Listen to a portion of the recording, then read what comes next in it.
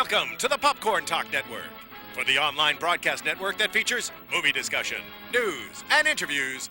Press 1. Popcorn Talk. We talk movies. From the Popcorn Talk Network, the online broadcast network for movie talk, and the schmoes know, this is Guilty Movie Pleasures. In-depth discussion on movies, no matter how guilty they make you feel. All right, Schmoville coming in hot today for Guilty Movie Pleasures every Tuesday here on the Popcorn Talk Network. I'm your host, one of the hosts, Josh McCouga. Sitting next to me is the star of Hallmark's Guilty with a Chance of Love. Wait, no, Cloudy with a Chance. Shit, I fucked it up. God damn it. And by the way, Josh, before we started, was like, whatever you do, don't talk during the intro. I got something special for you. Good job on that one. Botched it. It's a what botch. was it again? Cloudy with a Chance of Love. Maybe you were going to say that it's a guilty movie pleasure for housewives and stuff like that. Yes, yeah. You know? Cloudy with a Chance of Love. Ben, your movie released this past Sunday on the Hallmark Channel, and then you watched it with some friends. How'd it go? It was fun. It was a lot of fun. You know, I play an antagonist to the love duo. Oh. And for what it is, it's shot really well. Like, there's a ton of movement. It's not, like, just boring and stagnant. And it was fun seeing me in various tan and gray suits looking like a douchebag. It was real fun. Boy, Ben Begley, if you guys aren't following him on Twitter, at Ben Begley Comedy, you guys he picked up a bunch of housewives while live tweeting Cloudy with a Chance of Love. I got at least 40 new housewives, although like 4 have dropped off just since we started talking now. Yeah, that happens. I dropped the F-bomb within the first minute, so that... You're like, I'm only into TVG things. We're here talking, we're coming in hot talking today. We're talking Virtuosity, the Russell Crowe, Denzel Washington, just dynamite film. I mean, we always talk at the beginning when the first time you saw this movie. Well, the first time I ever saw it, I told you, this was the first R-rated movie I ever saw in theaters. Yeah. And I remember my parents had this rule. They were like, you can go see an R-rated movie for violence and swearing, but no sex. Okay. And I was like, and they would check like the MPAA ratings in the papers. And then I remember during the movie, while I'm sitting there with my friends, when there's a moment where there's like a sexy bikini girl and she's in a thong. Yeah. And for me at like 13 or whatever I was like, oh, I shouldn't be seeing this. I shouldn't be seeing this. I would have yelled at the projectionist, can you pause it? Can you pause this? I'm never going to see this again. Yeah. So it was my first R-rated movie. And as we'll get into... What was the name of the theater in your town? It was a Regal Cinemas, but it was like it was pretty dumpy for sure. Because we had a few, like one was our South Hills Village, but the one that like exploded when I was I think it probably opened my freshman year of high school. It was called the Destinta 20, and it was just one of those huge megaplexes. Because before that, we just had the mall theater that was only 7 or 8 theaters, and so when a movie would come out, you had to wait in line, and it was a big deal. Remember that when you couldn't buy tickets online, you had to like sleep overnight. Ridiculous. For Star Wars Episode 1, my buddy slept overnight out on the pavement to get tickets. And he wasn't alone. Now you just go to Fandango or something, and which, by the way, Fandango, if you'd like to sponsor us. Will you do the Fandango? We will. We do a great Fandango voice. We were talking, though, now, when was the first time you saw this? Last night was the first time. And it's amazing to me that this movie slipped past me because I love 90s action movies. And Denzel and Russell Crowe. 2 of my favorite actors of all time. Pre-American, what was that? Gangster. American Gangster. Great movie, too. Yeah, pre that. I mean, this was really and truly, they were talking about American Gangster while filming Virtuosity. Like, listen, later on in life. In about 15 years, we're going to do something. We're going to do this, but like serious and biopic-y. And really well done. Yeah. But I pitched you on it because I basically, for those of you at home, I when we were talking about movies last week, I was like, there's this movie from the 90s, I don't know if you've seen it, where Russell Crowe plays a virtual reality serial killer that gets let out onto the world, and the only person that can stop him is a convict, is a wrongfully accused, well, debatable, police officer. We'll get to that. Sure. And I think your immediate response was, yep, sold. So you don't even have to keep You had me at virtual reality and Russell Crowe. Yeah. JT, when was the first time you saw this? I saw this in theaters. I can't remember exactly, I used to see every radar action movie growing up. So I remember just seeing this in theaters, and it was the first time I saw Russell Crowe, and I thought, man, this guy plays a really good villain. Yeah. And I kind of forgot who he was after that. So when he became famous later, it wasn't until I revisited Virtuosity, I was like, oh, that was Russell Crowe. Yeah. Because he wasn't a name back then. No, and I mean, you were talking in the car ride over that he really jumped on the scene in LA Confidential, but he became a megastar in Gladiator. But if you ask me, his performance in this movie is really good. Not, the only thing guilty movie pleasure about this is the movie itself, not the performances. Like everything else about this movie is a guilty movie pleasure. Yes. But the performances, we were talking about this, how like Denzel is still awesome Denzel in that. And there's the part where he has the white supremacist guy in the prison, which we'll get to the plot in a second. Yeah. And he's like yelling, "I'm right here, come and get me. Yeah. I'm right here, I'm not going nowhere." And I'm like, that's glimpses of Hurricane. Or Training Day, where he's like, "King Kong ain't got nothing on me." I was like, literally, you could just switch those lines. And we were talking before the show that Denzel has never gotten better or worse. He's just always been awesome since like day one. He's just been Denzel. Like it's like you can't get any better than Denzel because he's just awesome. If you were to play, if they were going to do a live action Three Little Pigs, and Denzel Washington was going to play the wolf that blew the house down, you know he'd be out there going like, like he would be so good. He would articulate a little better than that. That was more of a Stallone. I just revert to Stallone. No, and one thing that Denzel does well in every movie, if this so happens to happen in the movie that he's acting in, his dying face when he's covered in blood and he's like and his mouth's open and he's like he's so good at that dying. Did you see Safe House? No, I didn't see Safe House. Spoiler. Whoops. Wait, is that the one with him and Ryan Reynolds? Ryan Reynolds, I did see that. He gets shot in the gut, and is that Tobin Frost? That's a guilty movie pleasure. Yeah, right, that's a great movie though. But he has a great scene in the end of that where he's just like he realizes he's got his mortal wound, and he has this vulnerability to his badassness, which is what makes him such a good actor. And his neck is just loose as a noodle, and he just. Let's just noodle neck it for the rest of the show. Should we just do the whole thing like this? Like he gets lit up with bullets. So good. JT, is House Guest a guilty movie pleasure? I mean, Safe House? I never saw it. Yeah, Pretty sure House Guest is Sinbad and Phil Hartman. In Pittsburgh. It takes place in Pittsburgh. I've never seen Safe House. Oh, man. Well, I actually think Safe House is a solid action movie. I wouldn't say it's necessarily, but like my buddy Benny on Twitter has been kind of going back and forth with us. I don't know if you saw his tweets, and he was like, "I'm not a troll. I'm just trying. I'm a friend of Ben's." And it's true though. Like the line with guilty movie pleasure is very gray sometimes. Like people have commented, Face Off got 91%, but I would argue that Face Off is a guilty movie pleasure that just the critics happen to love too. Sure. Because it's such an awesomely made guilty movie pleasure. And it's so out there that they're like, well, you gotta give it. Yeah. Now then, Virtuosity is a movie where it's got like a 33% on Rotten Tomatoes, but it's still awesome for what it is. Yes. Which should we? What do you think? We got 15 seconds. 15 seconds. We're going to do the plot in under 5 minutes. Okay. Last week we really pinched near the end. We got to really time our beats here. And somebody on Twitter said it sounded like their nephew trying to explain a movie, which I love. 3, 2, 1, go back. Okay, movie starts off 2 cops in these weird kind of leather outfits running around. You don't know what's going on. There's different world leather hats. Yeah, there's sexy like porn music playing for some reason. And they're like, "Where do you think he is?" And there's all these little clues and these kind of like flutters in the system. And then they go into this Chinese restaurant or sushi restaurant, and you see the silhouette of Russell Crowe, and he does this like lizard lick to his face, and then they just start shooting up the place. You think that was his real tongue? I think so. I think Russell Crowe has a Gene Simmons tongue that can lick the side of his. Anyways, so then Russell Crowe and Denzel and his random partner that I don't really remember. He dies that first scene. Yeah, well, yeah, because Russell Crowe has that great line where he's like, "I'll be right back. I'm going to do a little performance piece with your friend here." Yeah. And then puts him on ice. He puts him on. Don't worry, he's chilling out. Yeah. And so there's this like adversarial thing between the two of them. You realize Russell Crowe's this crazy dude who happens to wear really bright green and purple suits throughout the movie. And then, but then it cuts to it like there cuts to them in these harnesses in this virtual reality. Because at first you just think it's an action scene. You don't know you just wonder why the blood kind of looks like this weird CGI like Sega CD game. Blood and gravity. Blood and zero gravity. And so so it cuts to real life. Yeah, they're in these harnesses and they're shaking. It's like in the Matrix when they're in the Matrix things and they're getting beat up by Mr. Anderson.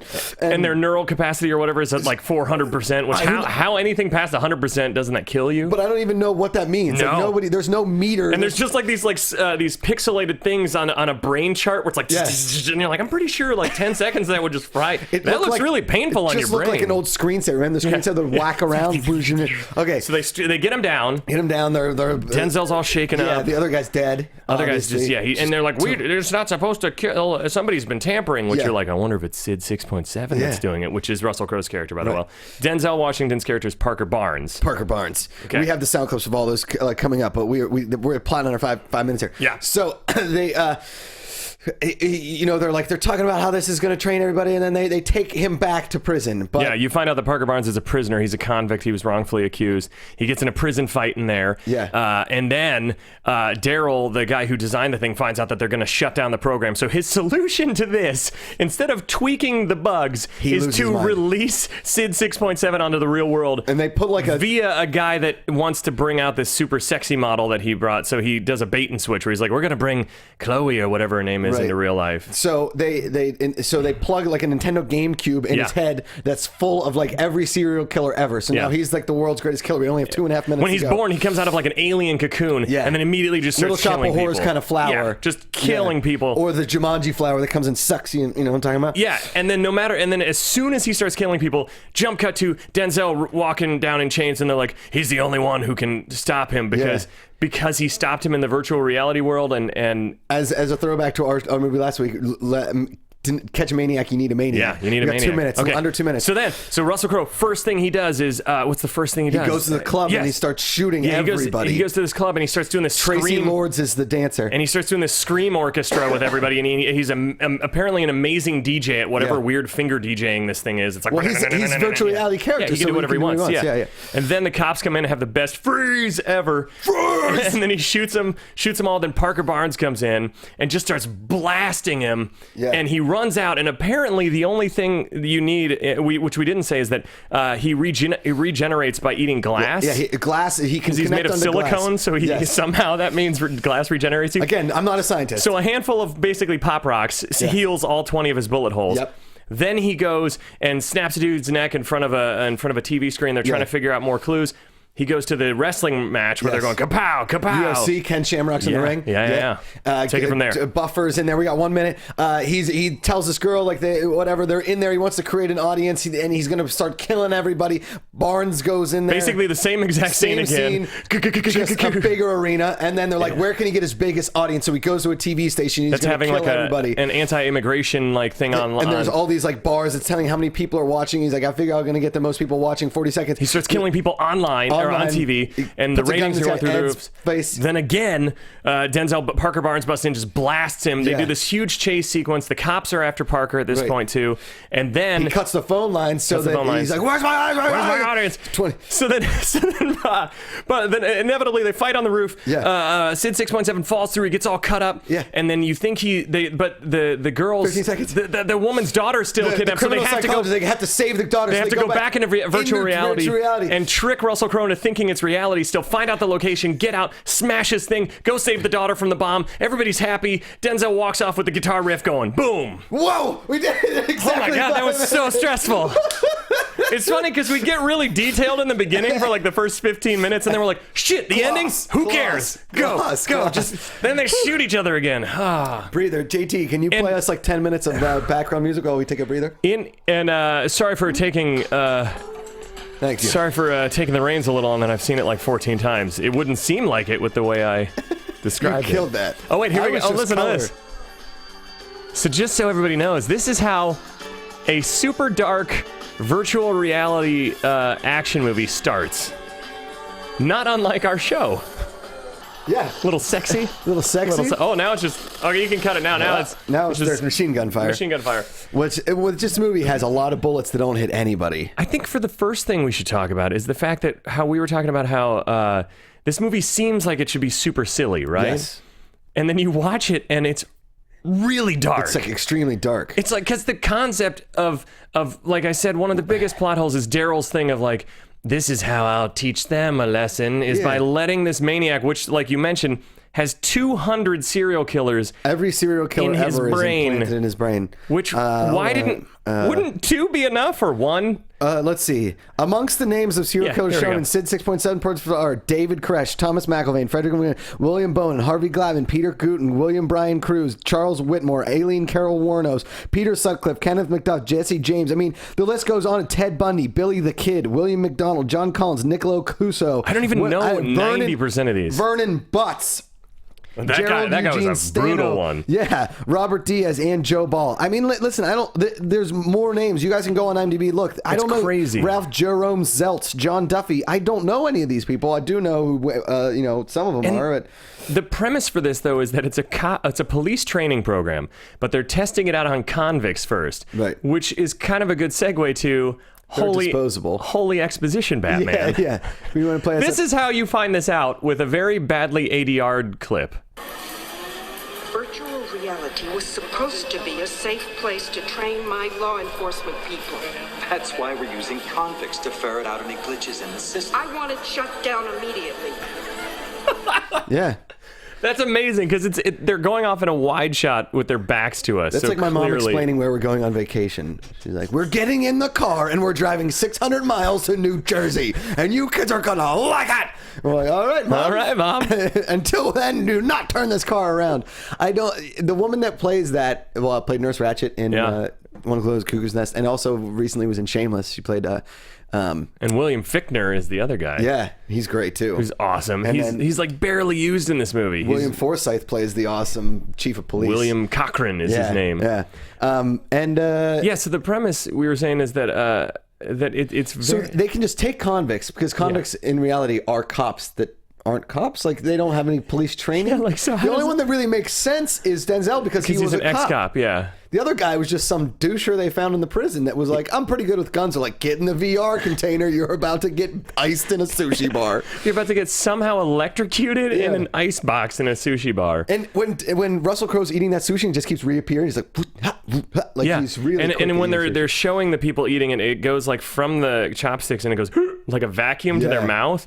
It's very weird. They couldn't get that programming. But so it's so funny how that's the premise is that this virtual reality world, that they're training it. But why would cops? How could any police officer ever defeat someone with 200 serial killers? That's so many. That's so overkill. Yeah.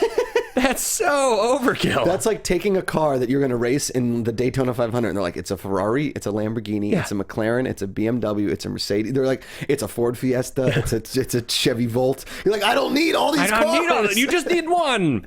It's like the last boss on Little Nemo the Dream Master on Nintendo. I don't know if you remember that. No. You just keep hitting him for like 45 minutes, and then he finally dies. There's just an arbitrary number you're supposed to reach. That's what it is. 200 serial killers. It's kind of like the when you used to play stand-up video games like Ninja Turtles or Simpsons, and you fight the end guy, and they'd blink when they were starting to get weak, and then they blink more, and then they blink back, and then they die. Yeah. There's no power meter. No. So you don't know where you're getting. No. So, I mean, the 200 serial killers, you don't know which one you're dealing with at that time. No, I think this is a really good time to bring Cody Hall on the line. Cody Hall, ladies and gentlemen. Intern extraordinaire. So I named him associate producer after being kind of drunk at Chili's on Thursday. So, Cody, you are associate producer, my friend. Welcome to the club. I don't know if that really gets you anything other than just a lot more respect from me and Ben. Thank you. That's all I'm looking for. Good. And next week, you're coming on to talk what movie? Well, I figured when I come on, I should talk about the movie that literally gotten the most, requests out of the fan page. That is Starship Troopers. Yes. I brought it in my bag just in case. I didn't bring. I gotta put Virtuosity out on the table. I forgot. All right. Anyway, JT can solve all wounds. We got Neil Patrick Harris. We got Crazy Bugs. We got the Greatest Machine Guns. We got handheld nuclear devices. We got Denise Richards as a pilot. We got Rio de Janeiro topless pilot at one point. Yeah, you. That's a good. I love that, Cody. I know this is that since we started the show, Starship Troopers has been at the top of the That's fans an amazing list, guilty movie player. You'll be in like every day. Well, you'll be in the studio next week for the first time. Looking forward to it. You finally get to meet Ben Begley. Yeah, Cody, I'm excited to meet you. Cool. Cody, had you seen this movie before, or were you a first timer like myself? I watched Virtuosity for the first time about 2 hours ago. Attaboy.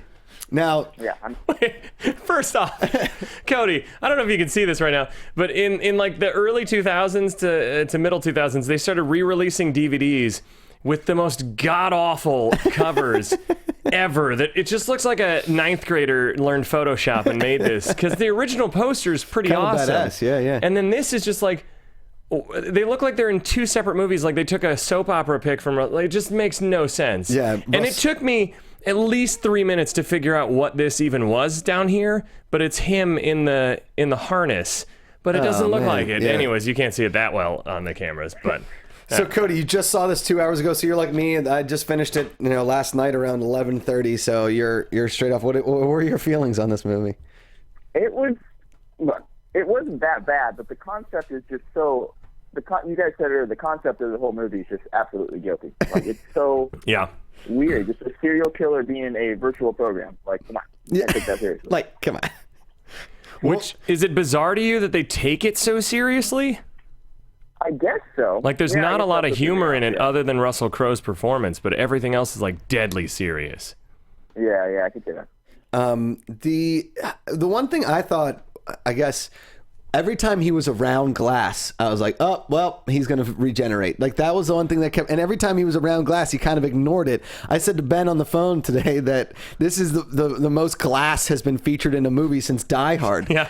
Because everywhere he went, I'm like, oh, he's going to regenerate. There's glass. Oh, he avoided the glass. Why did he do that? Yeah. When he's in the cop car, though, and like I said, and he's munching on it like Pop Rocks, and he does this great hammy thing where he's like, and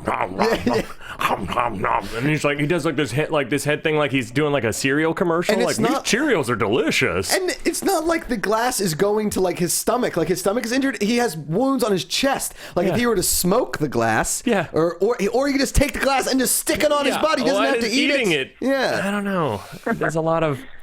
And then, of course, he falls and gets cut up by a bunch of glass. Yeah, at the end. Which makes you think, wouldn't that just like immediately regenerate? Why is he even? It's like a fish falling into water. He'd be fine. Yeah. But it's like, oh no, I'm he has like no limbs. He looks like, what's his name from Alien? Why can't I remember Alien? Cody, Alien? Bishop. Bishop from Aliens. Bishop from Alien. Cody, biggest plot hole in the movie, in your opinion? Okay, so in the opening scene, his partner gets shot, right, and gets killed. Right. Right. And then later in the movie, Denzel gets thrown off of a freaking building and his head explodes, but he doesn't die. Like in real life. That's a good call. That is interesting. You're right. And I wonder if it's because he's they knew it was going to happen? Because he was in control of it. I don't know. Because maybe. But then the weirdest thing after that you bring that segues into that is that it becomes like a strange virtual reality Nightmare on Elm Street. Yeah. Where like suddenly he's like, this is my world now. And it's like, why didn't you do that before, Sid 6.7? And then in that case, if he's able to do that, this program is really flawed because no cop in real life is going to come across a serial killer with 200 personalities that can shift reality. Yes. So it's just like you're setting up your police to fail. You really are. It's just too difficult. Cody, did you at all find that Russell Crowe's performance was just, a very well done dynamic performance? Yeah, that was the best part of this. It felt like he was in a completely different movie, but it made it better for me. I don't know. It was great. Yeah. I was really kind of impressed by what Russell Crowe was able to bring to this movie. Really and truly, like, he was really good as this dude. He has some cool robotic physicality, like we were saying, because he acts like he's just a maniac. Yeah. And like, how are the wife and kids still dead? It's just like That's some good one-liners in there, Cody. chilling out. We're gonna start rating these on a scale. We got to get JT to plug in the Stallone yell permanently into the movie. But if you were gonna rate this on a scale of 1 to 5 Stallone yells, what would you give it? 5 being the highest. 5 being the best you could give it. 1 being the least Stallone yells you can give it. Probably about at top. Yeah, 3. It was fun. A 3 Stallone yells. Okay, we'll give you that. Yeah. JT, can you find the Stallone yell and program it in, or we don't have that option right now? No, he gave me looked like a fit. He looked like, when an alligator pops out of the water and kind of looks around. He's like, "What? All right, I'll go back down under the water." Which one, do you want? One from Demolition Man or Over the Top? I think the original Over the Top. Over the Top. Okay. Yeah, let's do that one. I'll see if I can find it. Okay. All right, Cody, next week, your first trip into the studio. You are going to get hazed into the club. Ben and I are going to gang. We're going to beat you into the... I was really scared when I was going. We're going to beat him. We're going to gang beat you into the thing. All right, that went in a weird direction. I'm sorry. Cody, none of that's going to happen. At most, we're going to eat a bagel like we did before this and talk about the movie and then sit down. You're not going to get gang beat, whatever that means. Don't worry about it. We won't beat you. Hashtag All right, gang thanks, Cody. See you, buddy. Hashtag gang beat. Hashtag gang beat. I definitely lost some 40-year-old women fans with gang beat. Gang beat. Damn it. He's a lovable kid, that Cody Hall, isn't he? He's just the best. I love that guy. Okay, so he was... Okay, you brought notes. Do you want to hit some things? The biggest plot hole I had is that Parker Barnes has a robotic arm, yes, like Jax, like you said, from Mortal Kombat, and they never use it throughout the entire movie except to punch through glass. The first time you see it though is when they scan him back into the prison, and they go robotic arm detected. Yeah, robotic. And even when he fights the guy, they don't even make a metal sound effect as if that's what knocked him out. He punched him with his metal fist. Well, he's got some human skin over top of it. Yeah, the only thing they use it for is when he punches through the glass, and then later on, this is the biggest plot hole for me. When they're defusing the bomb and Russell Crowe's character, Sid 6.7, keeps coming on the screen going, I thought of that. Yeah. I thought of that too. It's like Newman in Jurassic Park. Yeah. And then he reaches into his arm and pulls out a random wire from his robotic arm and plugs it into... It just so happens to be the same wires in the bomb? Yeah, and then it goes, input, which one's the input? It's not like it's an HDMI cable and we all have the same ones. And somehow plugging this into the input and output, which none of it's labeled... Somehow that makes the bomb stop. Yes. That Sid 6.7 didn't think of that. It looks like a glow stick, or like the glow the old fiber optics. Yeah, the things that you wear around your neck at like a rave, which I've never been to, but they frighten me. Yeah. The glow thing. Glow necklaces. Glow necklace. Where you crack them and then you put them in the freezer to make them last longer. Yeah. But that never works. It looks like it looks like that diffuses the bomb. You just needed a glow necklace. And there's 3 holes that are the same. It's like, which one's the apple? Which one's the apple? Which one's the apple? Which one is it? Please be it. Please be it. Pick the one in the middle. Like, hit the one in the middle. Which I didn't know that was Kaylee Cuoco as the daughter. Yeah, Kaylee Cuoco is the daughter that he's saving in there. Idea. You worked with Kaylee Cuoco? You had a good Kaylee Cuoco story? Yeah, I worked with her on a Priceline commercial, and she was actually really sweet. It was the William Shatner one where she comes in as like his daughter. Oh yeah. And it was directed by Nicholas Winding Refn, the guy who did Drive. Whoa. So just a strange Drive, good movie. Mix of talent on this, and then me, where it's like, who the hell's that guy? What she's been doing something weird with her eyes lately with a lot of the eye makeup. She's such a pretty girl, and then she's cut her hair. She's naturally really pretty. Yeah. And it happens. I didn't recognize her, and then Kelly Lynch. Oh God, you're gonna call me out. Who plays the criminal psychologist? Guys, listen, I was supposed to say it last week, and JT and I both had a cry. I almost threw up. Ben Begley, co-host of Guilty Movie Pleasures, pride of Akron, Ohio, owner of over 3,500 DVDs and Blu-rays, currently owns a copy of this movie but has never seen it. If I could give you the tagline, if one man can't turn a bar around, nobody can. I thought you'd be bigger. Dalton from Roadhouse. Ben Begley has never seen Roadhouse. The studio audience in here just went nuts. They have been completely silent the entire episode until that.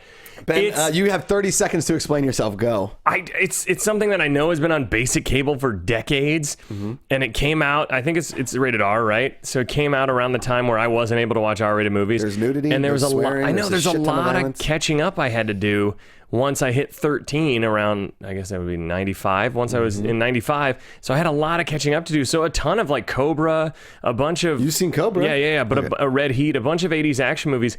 I saw a bunch of 90s, but 80s stuff I started catching up on later in life and really relishing in. But yeah, I have no excuse. I'm going to go watch it tonight just so you stop talking about it. Thank you. Kelly Lynch plays the beautiful love interest, the lovely Doc. She's a doctor. They just call her Doc. And it's one of the world's most amazing movies. Patrick Swayze, I'm stoked to watch Elliott. It's absolutely fantastic. There isn't one bar better in any movie ever portrayed Maybe than the Double Titty Twister. Deuce.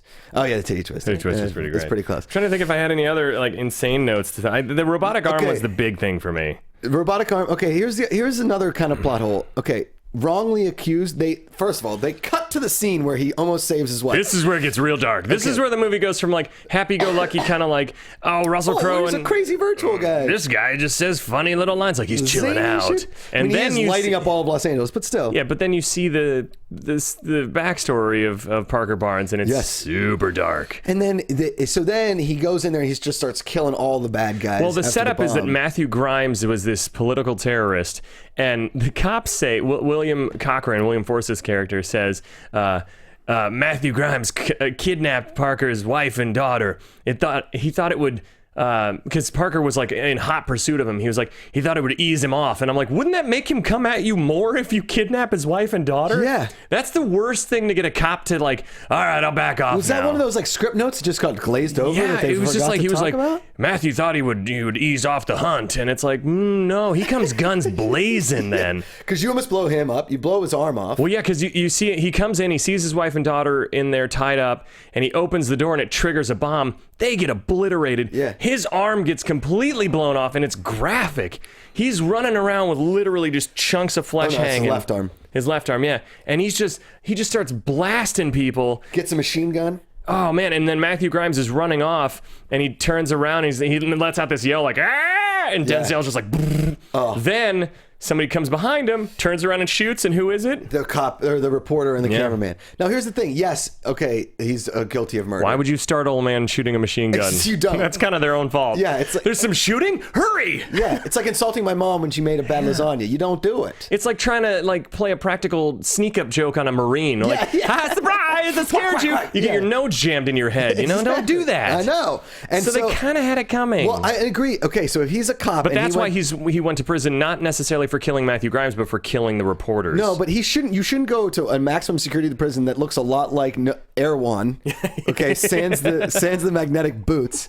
Okay, and for manslaughter, basically, like they were in a thing. He shot him. Like, yeah, he shouldn't have shot him, but it was kind of an accident. He wouldn't go to prison for life. He might see like 3 or 4 years, and then a crap ton of probation, and he never allowed to be a cop again. No. Obviously, but he doesn't go to prison for life and like maximum security, and then the guards are like, cop. He's like, you're a cop too, you jerk. Yeah. Like, and they specifically let him out into the convict floor when he comes back. Yeah. For no reason, like, hey, cop. And all of a sudden, this prison is just raining down with paper, and it's a gladiator ring. And apparently, it has a lot of Aryans there because he comes out and he has like a Gorbachev like birthmark. Oh yeah, that's sweet. And then he has like a white power tattoo, and he's hiding a shiv behind him. Yeah. And then he goes, who wants dark meat? And you're like, ooh, that's really racist. Yeah, and everybody else is screaming. Yeah, and you're like, this is the most racist prison ever. Awful. Come on. I mean, so that was a plot hole for me. And then the last plot hole that really was when Russell Crowe falls through at the end, and he lands in just like a giant pile of glass. Yeah.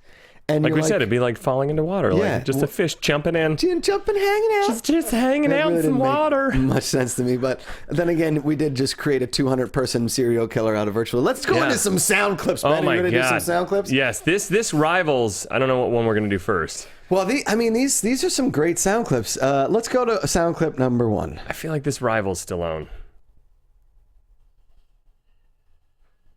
We can't hear it, JT. Is there anything? Was there a sound clip? Did the audience at least hear it? Yeah. Let's see if it happens. This sound clip rivals Stallone. Nope. They're hearing it. Okay, well, that doesn't help us. You're hearing it. The audience is hearing it. So if you notice, he's firing off a machine gun and he's screaming like a maniac. And in the beginning of the movie, Russell Crowe in that first action scene, if you notice, when he's firing these guns, he blinks a whole lot. Yeah. Like he's like very sensitive to the gunshots. It's like Willis when Bruce Willis shoots the gun. He's like, he's like, oh shit, I hope it doesn't get in my eye. It's awesome. It's just like non-stop screaming. And maybe eventually we'll get to hear it too. Can we play the second clip maybe? Will the second clip come through? I like that. Nope. All right, well, we're not doing clips today. Oh wait, JT's got something figured out. Okay. Did you do it? I know what the problem is. I'm just trying to fix it real quick. Okay. We'll talk about something else for now. Okay. Okay. Now, when they find out that the daughter, so here's the thing: when he falls off the thing and he rips out the cube in that scene, and then it just cuts back to them fighting. There's no like transition to that. I thought my DVD was messed up. I could see that because it's just like they're back in the scene again. Yeah. And then it's like, oh, they're back in the virtual reality because they got to save the girl. So awesome, because I remember seeing it in theaters and being like, wait, what? Yeah. Because that technique hadn't been like fully... It's like the Fight Club kind of thing. Yeah, or Jacob's Ladder type of thing. Right. Spoiler if you haven't seen Jacob's Ladder. I don't think... I mean, I've heard the song by Huey Lewis in the News, but I haven't really gone out to watch Jacob's Ladder. No, it's not... It's a movie with Tim Robbins. It's a psychological thriller. It's not like I'm talking about a coming-of-age, like... hug fest. No, I've never saw it. What? All right, well, I sort of ruined it if you remember what I just said, but don't worry about it. Well, you never saw Roadhouse, so there's that. God damn it. You never saw Virtuosity until last night. Until right now. How are we doing on these sound clips? Yeah, what do you got, JT? Once he's giving us the one finger. Nope. Good for you. Good for Was it because you were trying to find the Stallone yell and you unplugged it? No, there's just a loose wire somewhere. I'm trying to find. It's happened once before. Loose So wire. we're looking for it. Well, you want to reenact? Oh, here's something I had a plot hole with. Is like they never really define the rules of what Sid 6.7 can do in the real world. You know he can get shot up a bunch, but then randomly in the end, after he gets shot like 9 times and does this amazing comedic like as he's getting shot, then he randomly kind of sounds like Aaron Neville's solo. We both do really good Aaron Neville's. I don't know much, but I love you. And we lost him. But then he Kids, go on and listen to Aaron Neville Christmas, one of the greatest Christmas albums you'll ever listen to. Out of nowhere, though, he jumps up like a Superman through the vents in the, you know what I mean, in the air ducts. Yeah. Oh yeah. Where he just does like this Mario Brothers 2 power up jumpers, like. We never saw him have superpowers yet. And that's another thing. So I don't know what the rules are with what he can do in this world and why he doesn't do more of that. Nothing was ever explained. Yeah. Secondly, another thing I forgot to mention that drives me crazy in all action movies of all time is when they're in hot pursuit. They're running through buildings, their car chases, everything, and then the bad guy jumps off a bridge and Denzel looks down and he's like, I don't know where he is. It's like, why did they stop? Every action movie ever. I would love to see an action movie, I'm sure it exists, where it starts off with a chase and the whole movie is just a non-stop pursuit. Because that's a pretty good idea. Because cops in real life... Should we do that? We should do that. But cops in real life wouldn't be like, he turned, like when they're firing guns into the car and then it turns the corner, wouldn't they get on the radio and be like, hey, that serial killer just turned the corner on 5th and whatever, get a helicopter. Right. It's just always like, and they do that. We've seen cops, we've seen everything. Whenever there's a high-speed chase, this chase never ends well. It's just a plot device. Yes. Same thing with never having to reload. Oh, yeah. Because otherwise, Parker Barnes shoots Sid 6.7 about 95 times. Yeah. Well, how about when never reloads. I love in the scenes when, okay, so he's running around that building, right? And the whole police force is trying to take him on the machine guns, and he outruns every bullet. Every bullet. And he's blatantly in an elevator, in plain view, and they fire on the elevator, but none of the bullets hit him, nothing. Or then when William Cochrane's character, when William Forsythe's character comes back and goes, get that helicopter out of here, because there's a helicopter shooting at Denzel. Oh, yeah. Why didn't he say... Don't have the helicopter shoot at him. Shoot at Sid 6.7. Yeah. Because it's like you have a helicopter with a machine gun and you're like, with a really powerful machine gun. Fuck it. Parker Barnes is fine. Hey, He'll Denzel, handle it. Run out. Hey, Parker. This is Chief William Forsythe. Could you not get in the way of the bullets? We're trying to shoot 6.7. If you just want to duck, we're just going to like unload on this guy and just tear him to shreds. You can just go out of the way. Wait in the go get a coffee. Hang out at the coffee bean, which didn't exist back then. But just get a scone. We're going to wipe him out as soon as he's obliterated. Just take out his little power pack. They've got one of those Apache helicopter machine guns. Get that helicopter out of here. And all Denzel has is like a pistol. And a metal arm. Well, come on. I mean, that's it. If you could have a metal appendage, what appendage would you choose? I think it would be an arm. Yeah? I mean, were you hoping I would say something like, oh, I like a metal penis, man? No. That'd be awful. Appendage. First off, I would want you, if you get a metal arm, you can't have a metal hand. What? Yeah, the hands. No, I'm kidding. That doesn't make any sense. That's such a weird thing to add. I would want a metal foot so that I would never have to open a door again. I just kick down every door. You could punch down the door too. No, you're metal hand. Metal hand though. I would want it to be my left hand because good for the golf swing. Well, no, just because my right hand I use more, and the left hand would only be in case of emergency, like. Oh, it's go time. I got to fight some dudes. This one's just talking. This one's here for the answer. Here's the negotiator. Here's Judge, Jury, and Executioner right here. I like how you dropped into 40s announcer guy. Yeah. This is Kevin Spacey from The Negotiator. This is Dolph Lundgren from The Punisher. Ben Begley just dropping knowledge on you jerks. Oh, it's amazing. Just killing time. Well, we've been waiting for sound bites here for a little bit, and If it's still not fixed, what's fun to say is though that in the special facts or fun facts, I don't know why there would be special facts. They said that Arnold was initially offered the role of Parker Barnes. He's too expensive. And then he was too expensive. And then it went to Michael Douglas, and then somehow that fell apart. Yeah. I can't imagine anybody. I'm not a big Michael Douglas fan. It depends. As an action guy? Not as an action guy. No. I've never seen him in an action movie. As like the Falling Down. Yeah, but that's not like an action. That's more just that's like a dude that just goes nuts. Yeah, that's a dark movie too. I know, but let's be honest. If you're going for breakfast and they don't have breakfast, you're pretty pissed. Yeah, I know. I mean, I give especially them when it's the like benefit of the doubt. 5 minutes past, you still There's have some the hash browns McDonald's back there. I see. You have hash browns. What are you gonna do? Throw them out? You know how easy it is to cook the circle egg? It's really easy. Super easy. Yeah, and it's just a formality. The thing about it is McDonald's doesn't get all the blame in that situation. It's all blamed on Michael Douglas. Well, if you were to let your employees go breakfast just a little bit longer, there should be a 15 to a half hour window. 15 for and a half breakfast. hours. Half hour is a long time. I'm gonna say 10. 10's your go after. 15. Okay, 15. I'll meet you in the middle, which is not the middle. It's nowhere near. Sid 6.7. I want to know what Sid 6.6 or 6.5 was like. Maybe 6.3 was like a nice guy. They talked about how they show earlier how there's a scaled back version of it and how he was more just kind of I forget, it's like a beta version of him, okay. And he wasn't as vicious. So this is Blu-ray and Sid 6.3 was like VHS. Yeah, and so they ramp it up, and I remember them saying, imagine having 200 maniacs in your brain fighting for attention, and then somehow out of all the maniacs, Matthew Grimes comes out because I guess being triggered by Parker Barnes. Cream rises to the top. Yeah, there you go. Yeah. I know you, Parker Barnes. Parker Barnes. Let's see. I don't know what that says. I can't read that. Let's do a moment of. Oh, we're gonna do a moment of silence right now to restart the mixer.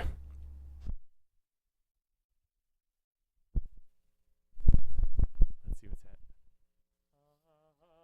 Don't talk at all.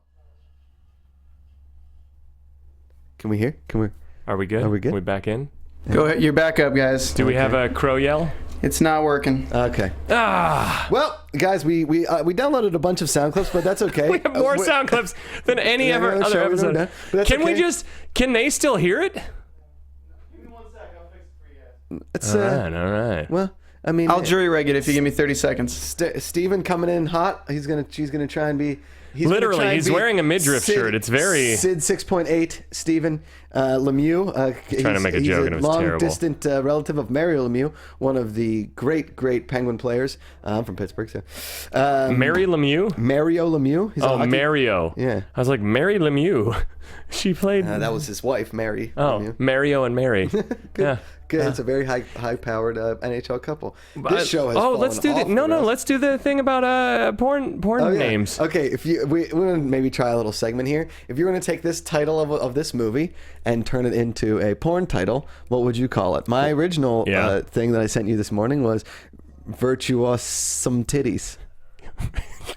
Virtuosome Titties. And it's just like, instead of a serial killer being released, it's a bunch of big boob babes. Yeah. And it's just the world is overcome by, like, what happens, the danger there is that everybody's distracted by sex with, and you can't get anything done. Nope. And there's no fear of STDs because they're computer things, so they don't get any. It's like they have self-cleaning. They eat some glass and the herpes goes away. Unbelievable. If I could eat glass, if people could eat glass in real life and get rid of STDs, people would be eating glass. A lot of it. You know what I'm saying? What was it? This is so tough because it makes, for me, if it's a phrase, it's easier. Like 10 things I hate about you. Like virtue.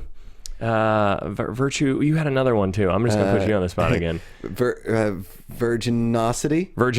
And that's where it's a lot of girls that say they're virgins, but they're not virgins, and they fool this guy into thinking that he's having sex with a bunch of virgins, but in reality, they're telling stories about how bad this guy is at sex. Yeah, and then I mean, it's a happy ending because he still got lots of sex. Yeah, exactly. So what do you got?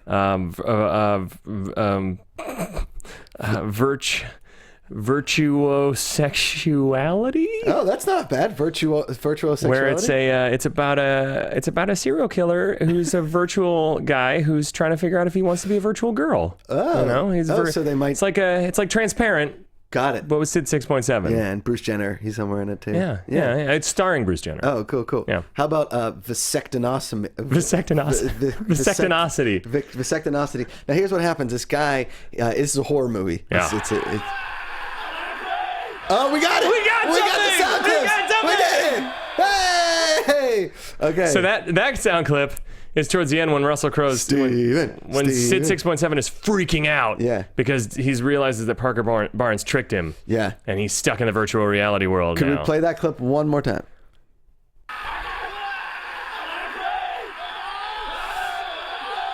Now, if you grew up with a brother like my brother, then you and his buddies were always playing wiffle ball and all these cool games. That's all you ever said. That's all you ever wanted was that you scream that day in, day out, and more than likely you never got to play. Yeah.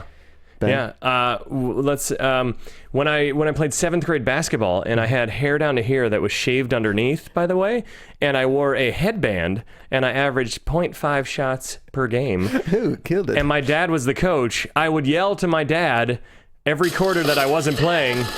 I would not shoot and scream at him. Wrong sound clip. There we go. Jesus, that got dark. Dad, let me play. The first time I got into the red light district. This is going to be I Want to Play Again. Cue that up. The first time I got into the red light district in Amsterdam, I was kind of high on some weed, and I'd taken some mushrooms as well, and I saw all the red light district windows and all the girls, and I was like...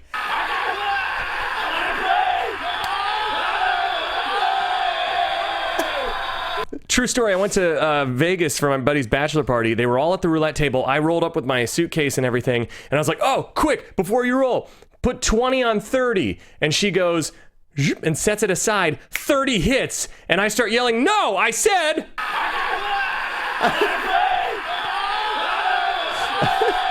Serious, I sold in $700. Ah, damn it. All right. Now, both actors in this movie have really good yells. Yes. Very on point with a Stallone yell, perhaps. Let's start with the Russell Crowe yell. Oh, my God, it's epic. See if they got it.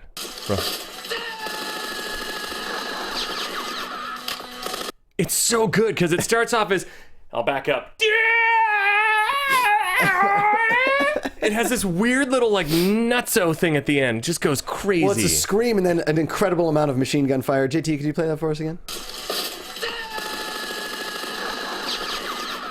Yeah. That's what I said when they didn't have the 10-minute window for McDonald's breakfast. Minus the machine gun fire. I was about to just go into the studio and just scream.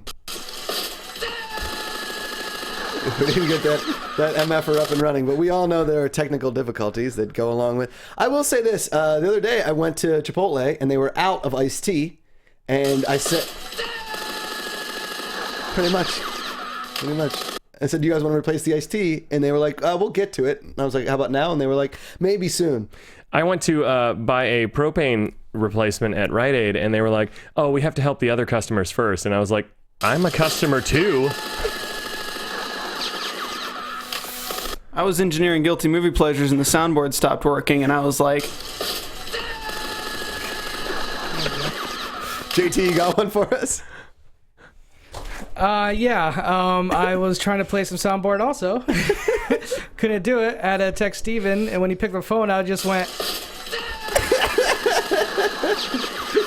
All right, now let's go into Denzel, the Denzel yell, or the Denzel. Denzel. I like Denzel. Denzel Washington. Do we have Denzel?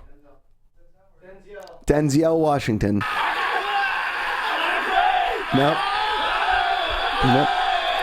That's the I Want to Play again. There's Russell Crowe. Russell Crowe again. We can just keep going with the two that are working. All right. Ooh, there's some. We don't have the Denzel one right now. All right, you know what? We'll just keep going with the... let's go with the music and say what the music sounds like to us. Ready? Oh, yeah. What's up, girl? Just my time in the virtual reality tank with you. Get your Dove chocolate bars. vanilla ice cream dipped in sweet, sweet chocolate. It's cloudy with a chance of love in here. Hey, with the sequel, rainy with a chance of sunshine. We gotta back it up again because then gunshots start. I like that. Oh, then here's the other one. So if you play that. That's amazing. That's like so the ending of it. No, that's not it. Never mind. Never mind. Well, I think we're at the end of our show here. We've tried very. Hey, you know what? This week we wanted to end on a whimper. We did. You know what? This show with technical difficulties has made me want to go. Damn it! Yeah, we got it. Hey. You know, it's all right. It's all right. It's all right. You know what's great about next week? Next week there are so many yells in Starship Troopers. Oh, God. There are so many great one-liners. Neil Patrick Harris puts on an Oscar-worthy performance, as does Denise Richards, as does that guy who plays the guy that we never saw Casper again. Van Diem. Casper Van Diem. Solid actor, really tragic career. He came back for Starship Troopers 3, Marauders. Yeah, and that I've never seen any past the original because I thought this movie's perfect. We don't That's need to great. make Oh, another it's one. so good. And the special effects hold up nowadays. Listen, they look awesome. That's more we'll discuss next week. We shall. On Guilty Movie Pleasures. As for me, at Josh Makuga, you guys can go to my YouTube channel, The Casual Mafia. Watch my show Between the Sheets. Yesterday we released an episode with Lauren Francesca. Ben was on an episode early in season 1, so you guys can see us both on there. At Ben Begley Comedy. Yep, you can check out my episode of The Mentalist on CBS.com now. It's called Nothing Gold Can Stay. I'm in the first 5 minutes. I faint after Simon Baker intimidates me. Yeah. You can also see Cloudy with a Chance of Love on Hallmark. Airing all the time during the countdown to Valentine's Day, ladies and gentlemen. And is it I think we online should as do. well? I think we should do an entire. I mean, you could probably BitTorrent it. I don't know if it's online streaming though. So don't illegally download it. Don't do that, guys. I mean, if We you are want to not see into it, it's pirating. fine. Thank you guys, as always, for watching. Until next time, we'll still be Ben Begley. And I'll still be Josh Makuga. I said we'll still be Ben Begley, and you said Al. Well, I have 200 Sid personalities. 6.7. I cut our mics already. I think we're done. All right. From producers Maria Menounos, Kevin Undergaro, Phil Svitek, Christian Harloff, and the entire Popcorn Talk Network, we would like to thank you for tuning in. For questions or comments, be sure to visit popcorntalk.com. I'm Sir Richard Wentworth, and this has been a presentation of the Popcorn Talk Network.